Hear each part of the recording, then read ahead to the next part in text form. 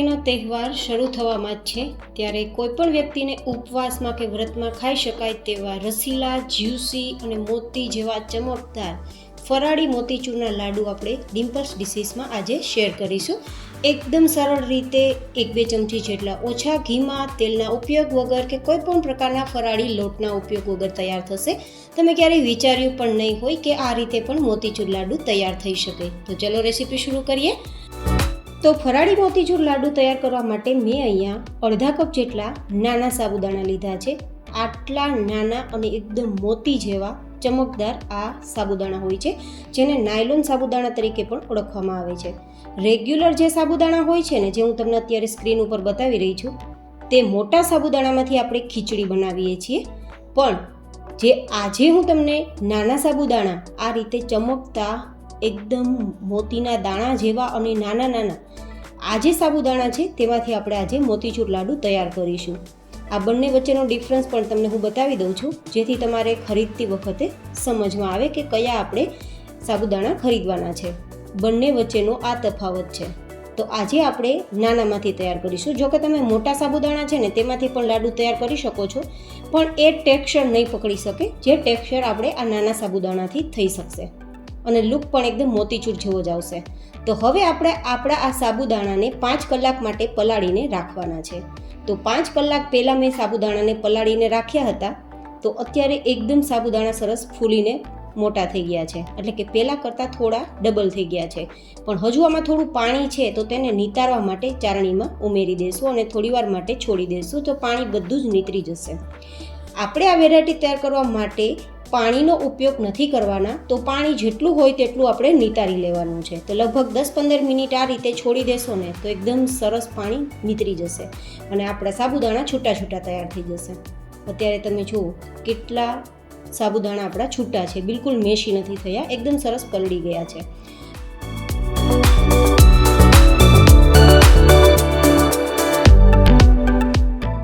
હવે આગળની પ્રોસેસ તૈયાર કરવા માટે હું અહીંયા 1 થી 2 ચમચી જેટલું ઘી લઉં છું.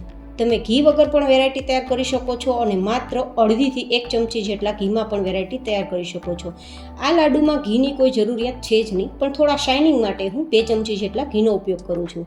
અને હવે આપણે સાબુદાણા જે નિતારેલા રાખ્યા છે ને તે આમાં ઉમેરી દઈશું અને પછી આપણે ધીમા ગેસની ફ્લેમ પર માત્ર 2 મિનિટ માટે ચલાવીશું ને તો આ બધા જ સાબુદાણા છે તે એકદમ શાઇનિંગવાળા કાચ જેવા ચમકવા લાગશે અને એવું જ લાગશે કે જાણે ટ્રાન્સપરન્ટ મોતી હોય ને, ચમકદાર મોતી, તેના જેવા ચમકવા લાગશે.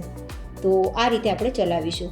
સાબુદાણાના અદ્ભુત ફાયદા છે ગાઈસ. જો કે સાબુદાણાની ખીચડી, વડા આવું બધું તો તમે બનાવીને ખાતા જ હશો, પણ એકવાર આ રીતે સાબુદાણાના આપણે લાડુ તૈયાર કરશું તો તમે પૂરા નવરાત્રિના વ્રત દરમિયાન તેને ખાઈ શકશો, બિલકુલ ખરાબ થવાના નથી.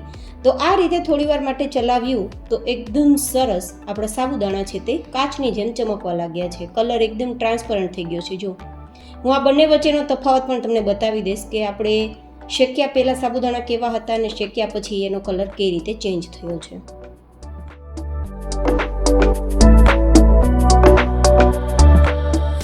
જો હું બંને વચ્ચેનો તફાવત બતાવું છું. પહેલાં આટલા સફેદ હતા અને શેકાઈ ગયા બાદ આટલા ચમકીલા કાચ જેવા થઈ ગયા છે, એકદમ મોતીના દાણા જેવા, ક્રિસ્ટલ જેવા. તો આટલે સુધી આપણા સાબુદાણા સરસ શેકાઈ જાય પછી તેમાં મીઠાશ ઉમેરવાની છે. તો હું અહીંયા અડધા કપ જેટલી ખાંડ ઉમેરું છું. મતલબ જેટલા સાબુદાણા લીધા છે ને તેટલી જ ખાંડ લેવાની છે.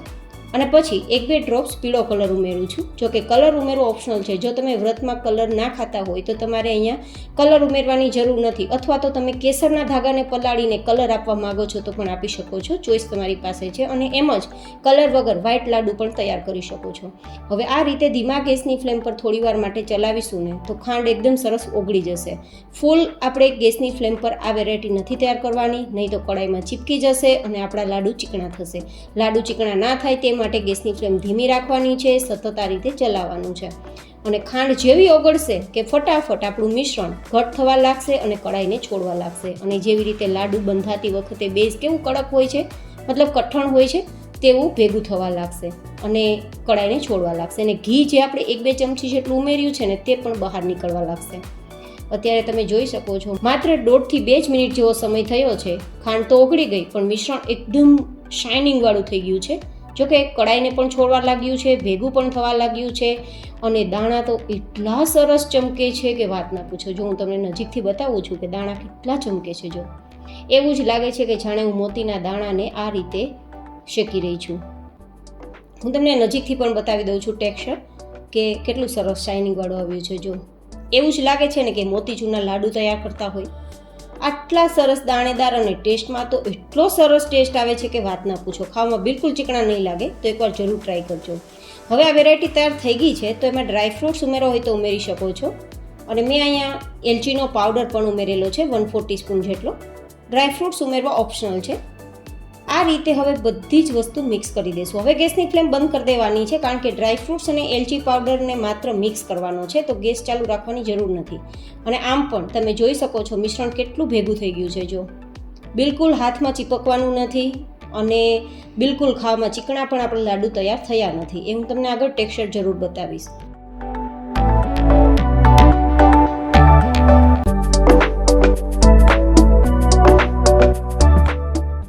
તો આ રીતે આપણું મિશ્રણ ભેગું થઈ ગયું છે. તો હવે તેને નીચે ઉતારીને ઠંડુ કરશું કારણ કે ગરમ ગરમમાં જો લાડુ બાંધવા જશું ને તો આપણા હાથ પણ દાજી જશે.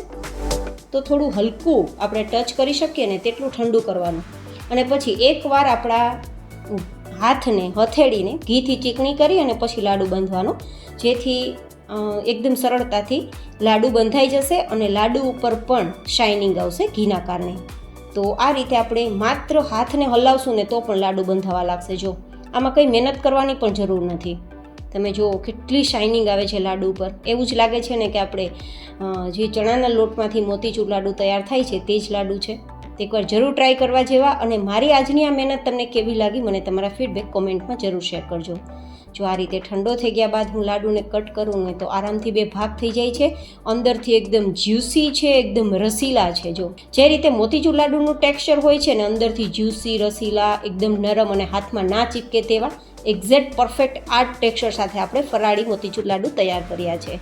તો ફરી મળીશું ફરી એક નવી જ રેસીપી સાથે. ત્યાં સુધી stay healthy, stay happy, take care.